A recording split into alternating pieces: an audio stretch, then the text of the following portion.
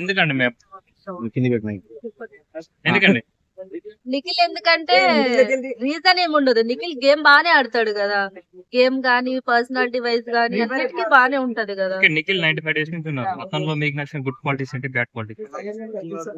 నిఖిల్ ఏం చేసినా గుట్టే. అంతేనా? బ్యాడ్ క్వాలిటీస్ అంటే ఏం చెప్తారు? ఏం చెప్పాలి అంటే కొంతమంది అన్నారు గ్రూపిజం ఎక్కువ చేశాడు, అంటే కొంచెం లవ్ ట్రాక్ కూడా నడిపించినట్టుగా ఇప్పుడు అనిపించింది. అట్లానే ఏదో ఒక మాట అనకుండా ఉంటే వాళ్ళు ఎలివేట్ అవ్వరు కదా. వాళ్ళు ఎలివేట్ అవడం కోసం అట్లా చెప్తారు అంతే. ఆపోజిట్ ఓకే, మా క్యాండిడేట్ గౌతమ్ గేమ్ ఎలా అనిపించింది? బానే. బానే ఉందా? మరి గౌతమ్ టైటిల్ విన్నర్ కాదంటారా? ఎందుకండి అంటే లాస్ట్ సీజన్ లో ఆయన ఆడాడు, మళ్ళీ ఇదే సీజన్ లో వచ్చి ఆడి ఆయన గెలిచాడు అనుకో ఏముంటది, ఈ సీజన్ వాల్యూ ఉండదు కదా. సో ఈ సీజన్ లో ఎవరైతే ఉన్నారో వాళ్ళే గెలవాలి. అంటే మీ ఉద్దేశం ప్రకారం కర్ణాటక బ్యాచ్ మొత్తం కప్పు ఇవ్వాలంటారు ఈసారి? అట్లా ఏముంటది కదా. ఇప్పుడు కర్ణాటక బ్యాచ్ అని తెలిసి కూడా వాళ్ళని బిగ్ బాస్ తీసుకొచ్చారు కదా తెలుగు షో. తీసుకొచ్చినప్పుడు మరి వాళ్ళ టైటిల్ గెలవడం రాంగ్ ఏం కాదు కదా.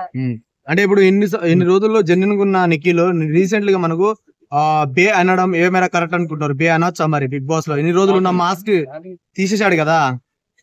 అది కోపంలో వచ్చింది ఉంటది కదా, తర్వాత ఆయన అపాలజీ చేశాడు. లాభం ఏంది?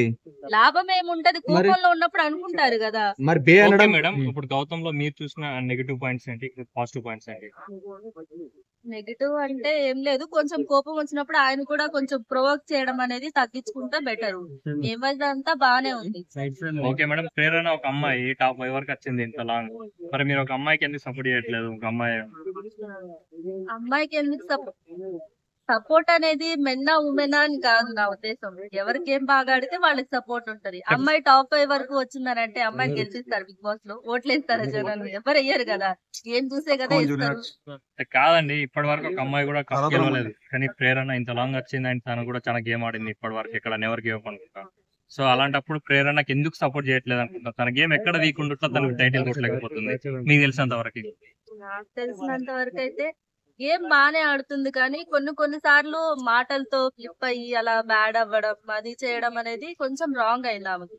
గేమ్ వైజ్ తను బానే ఆడింది, ఆడలేదు అంటానికి ఏం లేదు. ఓకే, విష్ణుప్రియ కూడా టాప్ 2 లో టాప్ 3 లో ఉండే క్యాండిడేట్ ఇలా లాస్ట్ క్యాచ్ వరకల్లా ఎలిమినేట్ అయిపోయింది. సో తన ఎలిమినేషన్ కారణాలు అంటే మీరు ఏం చెప్తారు? జనాలకి నచ్చట్లేదు. ఫస్ట్ నుంచి తను ఎలా ఉందో అలానే ఉంది, కానీ రాను రాను గేమ్ చూడడం అవి చూడడం చేస్తారు కదా.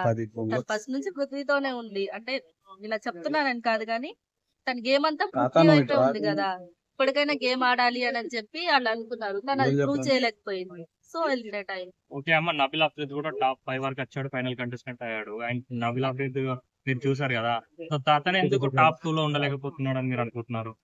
గేమ్ ఆడకపోవడం. నబిల్ అఫ్రీద్ స్టార్టింగ్ లో బాగా ఆడాడు, గేమ్ ఇప్పుడు ఆడట్లేదు అంటున్నారా మీరు? అంతే కదా, ఫస్ట్ ఇప్పుడు ఎలా ఆడాడు, బాగా ఆడాడు కదా. అంటే నెక్స్ట్ హౌస్ రాకపోతే గేమ్ ఎట్లా ఆడాడు అని ఇప్పుడు అంత లేదు కదా. తను ఎక్కడున్నాడా అని వెతుక్కోవాల్సి. ఓకే అమ్మ, ఇప్పుడు మరి ముక్తా దినేష్ కూడా ఫైనల్ కంటెస్టెంట్ అయ్యాడు, కమీడియన్ అని చెప్పి చాలా మంది అవాయిడ్ చేస్తున్నారా? లేకపోతే ఎందుకు అతన్ని టాప్ 2 లో మనం ఎక్స్పెక్ట్ చేయలేకపోతున్నాం? అతని టైటిల్ విన్నర్ అని ఎందుకు అనలేకపోతున్నారు ఎవరు కూడా? ఎవరిష్టం వాళ్ళది కదా. టాప్ 2 లో ఉండాలి అని అంటే జనాలు ఓట్లేసే దాన్ని బట్టే కదా ఉండింది.